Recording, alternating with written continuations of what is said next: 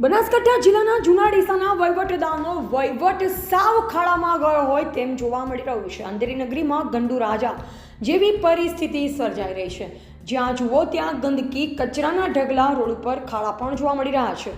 જૂના ડીસાના વહીવટદારનો વહીવટ જોઈને ગ્રામ લોકો પણ ત્રેમામ પોકારી ગયા છે। આવું પણ ગ્રામ લોકોના મુખ્ય ચર્ચા ચાલી રહી છે। એક બાજુ વહીવટદાર અને કોન્ટ્રાક્ટરની મિલીભગત પણ સામે આવી, તે પણ તપાસ થઈ નથી, તે પણ તપાસ કરવાની જરૂર છે।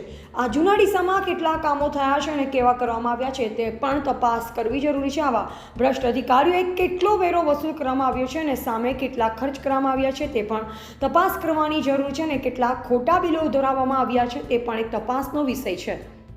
ગટર લાઇનનું કામ પણ તપાસ કરવાની જરૂર છે। કેટલાનું ટેન્ડર હતું ને કેવું કામ કરવાનું હતું ને કેવું કામ કર્યું છે તે પણ એક તપાસનો વિષય છે।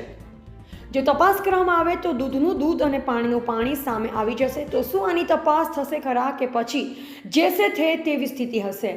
એવા જગુભા સોલંકી સામઢી।